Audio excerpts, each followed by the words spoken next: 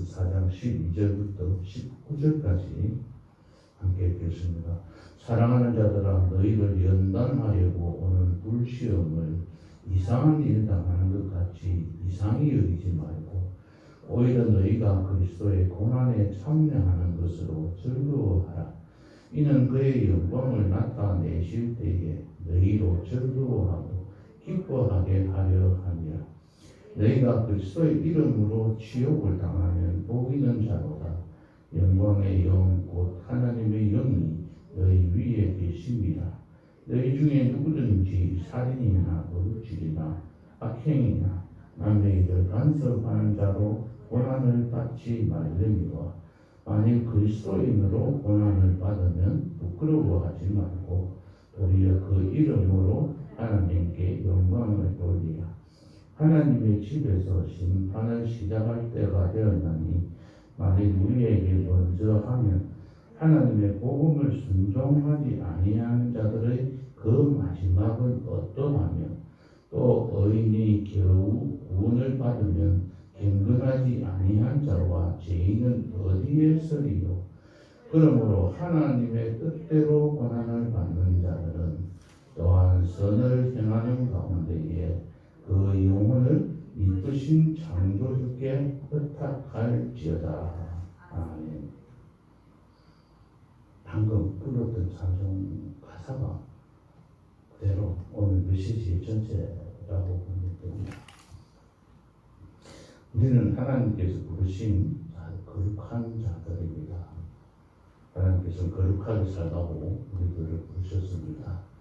어제 목사님께서 말씀해 주신 대로 우리 1장 15절에 있는 말씀처럼 우리는 우리를 부르신 거룩한 자처럼 모든 행실에 거룩한 자가 되어야 되고 거룩한 삶을 살아가야 합니다.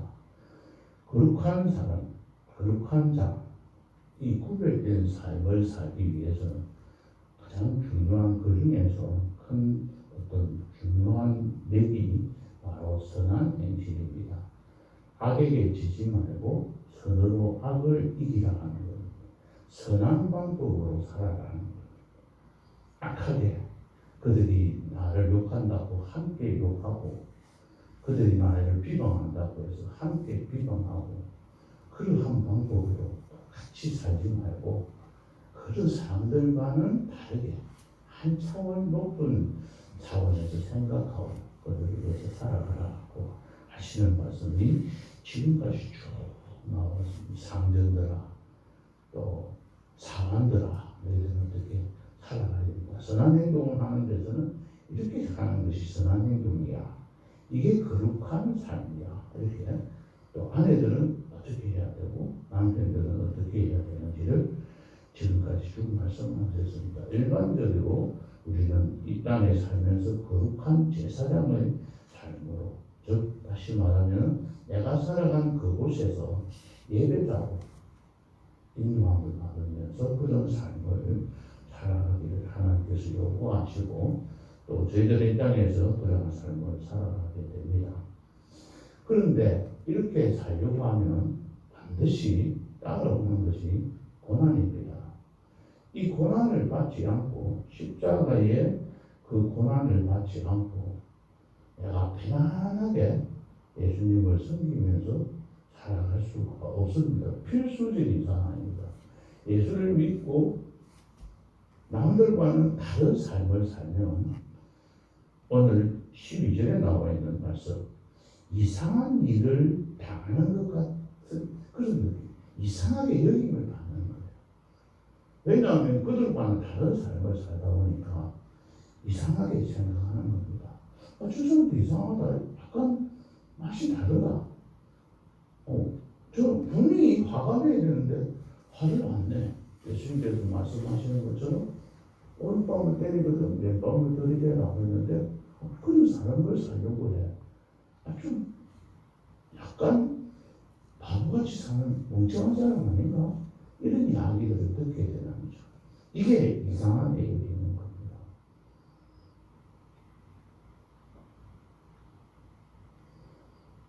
이상하게 여긴다.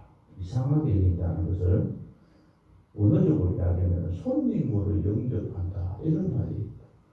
이 상이 여긴다는 것은 손님으로 여긴다 하는 것은 외국인으로 여긴다 하는 말입니다.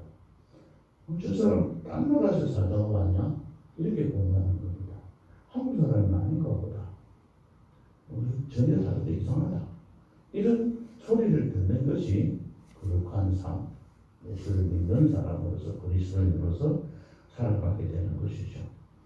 그러니까 예수를 믿는 사람은 예수쟁이처럼 거룩한 삶을 살려고 모든 행실에 선한 행실을 하는 사람처럼 살아간다면 다른 사람들에게 이렇게 비난을 받게 되는 것입니다.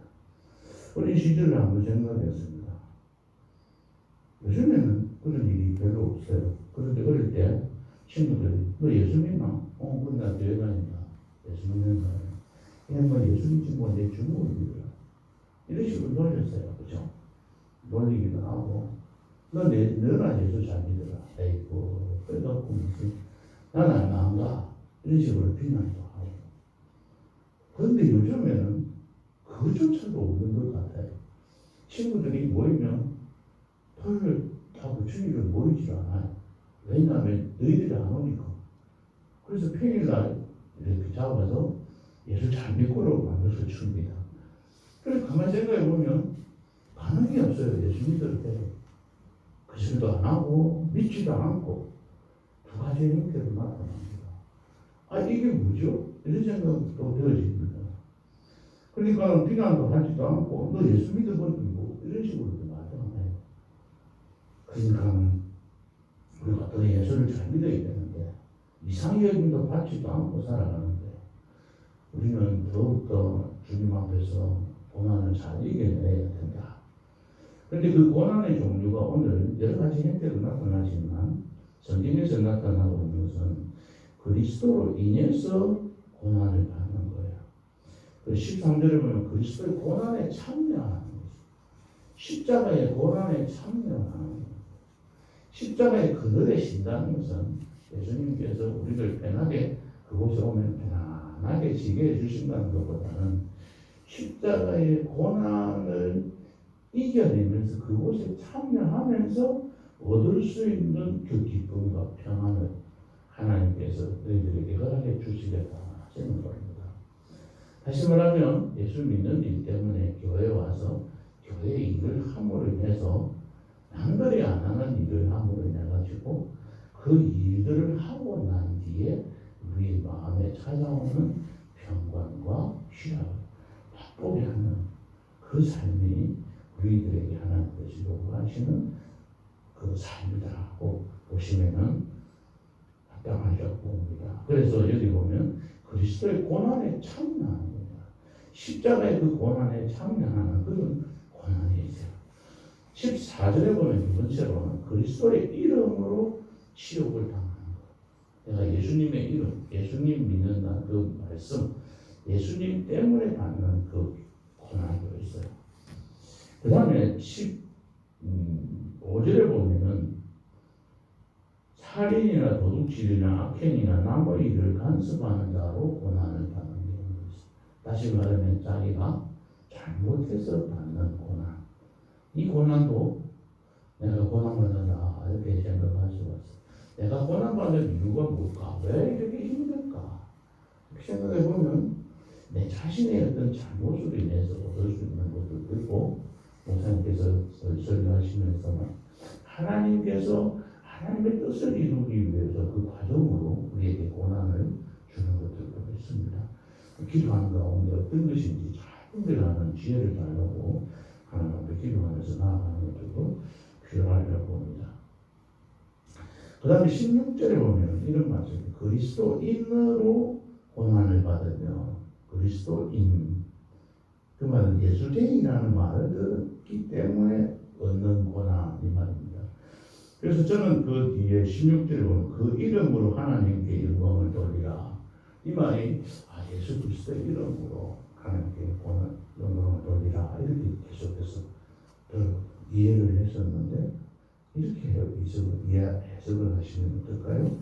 그 이름으로가 예수 그리스도인이라는 그 이름을 내가 받는 것으로 인한 그 고난을 그리스도인이라는 이름으로 받는 그 고난을 가시를 받을 때 하나님께 영광을 받느라.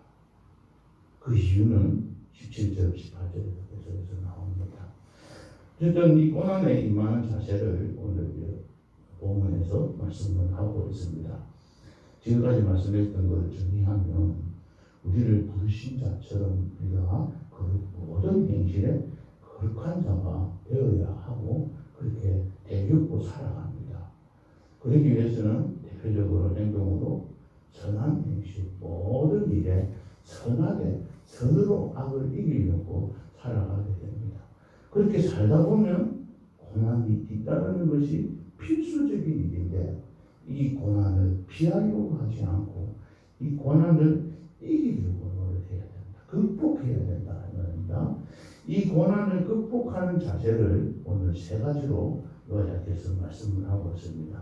첫 번째는 12절, 13절, 14절까지 나오는 말씀인데 그리스도의 고난에 참여하는 것으로 즐거워해라. 내가 그리스도의 고난에 십자가의 그 고난에 참여하는 것으로 즐거워하라. 왜냐하면 마지막 영광이 하나님께서 오늘 찬송 불렀던 3절 가사 끝부분의 말씀처럼 한량없는 끝없는 아주 큰 영광은 십자가뿐이다. 그러니까 내가 그리스도의 고난을 참여하는 그것이 바로 가장 귀한 축복을 받았기 때문에 하나님 앞에 감사하는 것. 고난의 그리스도의 고난이 뭐죠? 십자가에서 내려져서 돌아가신 그 고난, 그 어려움을 당하는 그 고난에 참여하는 것. 그렇게 되었을 때 예수님께서는 십자가에서 죽으실 것으로 끝이 났었습니까? 아니죠. 죽고 난 뒤에 부활하셨고 성천하셨고 하나님 보좌 우편에 앉아 계시면서 지금도 많은 사람들로부터 또 하늘에 있는 모든 것들로부터 다 경배를 받고 높임을 받고 살아가고 지금도 계시지 않습니까? 그러니까 만약에 예수님께서 그리스도의 고난을 당하지 않으셨다면 그 자리에 가실 수가 없는 거잖아요. 그래서 우리들도 그 고난에 참여하고 있음으로 인해서 우리들도 그런 영광을 얻을 수가 있기 때문입니다. 그래서 13절 그의 영광을 나타내실 때에 너희도 즐거워하고 기뻐하게 하려 하니라. 너희가 그리스도의 이름으로 치욕을 당하면 복면자다. 왜냐하면 아주 쭉 설명을 하고 계십니다. 하나님의 영이 너희 위에 계십니다. 하나님의 영. 하나님의 영이라는 것은 뭘 말합니까? 바로 성막의 모세 광야 시절에 성막의 구름으로 덮여있던 것 같은 그런 영광이 너희 머리 위에 있다는 것. 그게 너희 무리들 교회 위에도 있다는 것입니다. 우리 모든 사람들에게 함께 이렇게 계시기 때문에 우리는 기뻐하고 즐거워하는 겁니다. 두 번째로 우리가 생각할 수 있는 것은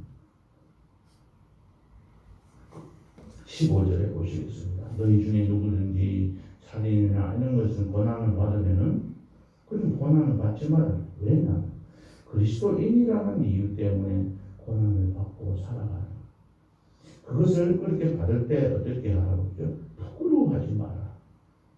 부끄러워하지 말고 그리스도인으로 고난을 받으면 하나님께 영광을 돌려야 한다. 부끄러워하지 말고 그 이름으로 내가 그리스도인이라는 말을 듣는 것 때문에 하나님께 영광을 돌리는 거예요. 그 이유는 왜 그래야 되느냐는 17절, 18절에 있습니다. 그리스도인으로 살아가는 사람들은 마지막에 하나님의 심판이 있기 때문입니다. 내가 힘들게 어렵게 살아간다 할지라도 심판이 있기 때문입니다. 17절, 18절이 두 가지가 한꺼번에 묶어서 뭐라고 하면서 의문으로 제시되어 있습니다. 다시 말하면 하나님을 믿는 그리스도인들도 심판을 받을 때가 되면은 하나님께서 우리를 먼저 심판하신다. 그 심판을 받는 예수를 믿는 택감을 받는 사람들 심판을 받는 것은 아닙니다. 고난 속에서 그곳에서 우리의 형실이 드러나게 되고 그러니까 하나님 앞에서 드러난 그 자체를 여기서 고난이라고 이야기를 하는 겁니다. 예수 믿는 사람들은 심판 안 받는다는데 이렇게 여기서 잘못된 거 아니냐 이렇게 볼 수 있는데 그렇지 않고 구원받는 성도에는 이런 심판이 결코 이렇지 않고 죄악에 대한 심판이 아니라 이 세상의 삶 가운데 성도들에게 주어지는 불같은 시험 이런 것들로서의 어떤 심판을 말합니다. 그래서 이런 심판을 통해서 18절을 보면은 겨우 구원을 받는 의인들도 우리 예수 믿는 사람들도 이러한 불같은 시험으로 인해서 겨우 이렇게 구원을 받는데 18절 갱건하지 아니한 자의 죄인은 어디에 서리요? 설 데가 어디 있겠노? 이 말입니다. 우리들도 예수 믿는 사람들도 이런 불같은 시험들이 당하면 다 도망가고 예수를 배반하기도 하고 아이고 내가 그렇게 힘들어가면서 예수 자꾸 믿을 거 그 십자가의 영광밖에 없다는데 아이고 나 그러면 예수 안 믿겠다 떠나갈지다. 그런 겨우 구원을 받는 사람들이 얼마 되지 않을 수도 있는데 갱건하게 살지 않는 자들 하나님의 말씀을 배신하고 하나님의 말씀을 순종하지 않고 떠나 비난하고 욕하고 그런 사람들이 어떻게 살아갈 수 있게 하냐는 거예요. 그런 사람들이 어떻게 자리 설 자리가 있겠냐 구원받을 수 있겠냐.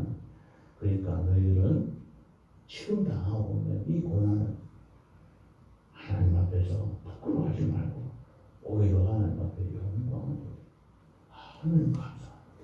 찬송합니다. 역시 내가 저가 지금 고난받는 것이 예수 믿기 때문에 받는 고난이구나. 그리스도의 고난에 참여하는 것이구나. 그래서 즐거워하고 기뻐하면서 너희가 내 이름으로 어려움을 당하면 우리가 복된다라고 했지 않습니까? 마태복음 5장 12절에 보시면 그런 말씀으로 우리에게 위로를 하십니다. 나를 인하여 핍박을 받는 자는 복이 있나니 하면서 하나님께서 주신 복들을 생각하시면서 우리가 하나님 앞에 더 가까이 나아갈 수 있도록 해야 합니다. 마지막으로 19절입니다. 그러므로 세 번째 하나님의 뜻대로 고난을 받는 자들은 하나님의 뜻대로 고난을 받는 거예요. 다른 사람의 어떤 뜻이 아니고 하나님의 뜻대로 우리의 뜻에 의해서 고난받는 것도 아니고 하나님의 뜻대로 고난을 받는 자들은 또한 선을 행하는 가운데 우리의 영혼을 신실하신 이쁘신 신실하신 창조주 하나님께 의탁할지어다. 하나님 앞에 맡겨야 합니다. 내가 죽든지 살든지 간에 하나님 앞에 모든 것을 맡기고 의탁하면서 살아가는 그 삶이에요. 참 복된 삶이에요. 여기서 의탁하라는 말씀은 좀 더 심하게 조금 더 깊이 있게 말씀을 드리면 베드로 사도가 고난받는 이 사람들에게 너희들이 마지막에 너희 영혼을 하나님 앞에 의탁할지어다. 그 말씀은 스데반이 순교할 때 하나님 내 영혼을 받으시옵소서 하는 그 장면을 연상이 되는 거예요. 그러니까 고난을 받다가 순교를 당하는 그런 상황이 오더라도 내 영혼을 하나님 앞에 맡기면서 의탁하는 하나님 앞에 맡깁니다 하고 기도할 때 그 스데반의 얼굴에 천사의 얼굴과 같았고 하늘에 계신 보좌에 여기어서 하나님 주님께서 하나님 보좌 우편에 앉아 계신 것을 바라보는 그러한 영광이 하늘까지 향하게 되는 것입니다. 이 땅에서 살아가는 날 동안 고난을 받지 않을 수가 없는데 그 고난을 받으면 기뻐하고 즐거워하고 또 그 일로 통해서 하나님께 영광을 돌리고 맨 마지막에는 내 영혼을 하나님께 의탁하는 그런 축복을 받아 누리는 복된 성도님들 되시기를 예수님의 이름으로 축복합니다. 기도하겠습니다. 하나님 마지막 우리의 영혼을 하나님께 의탁하는 그런 기도를 드리며 우리 일생을 마무리할 수 있도록 하는 그런 축복이 우리에게 있게 인도하여 주옵소서. 예수님 이름으로 기도하옵나이다. 아멘.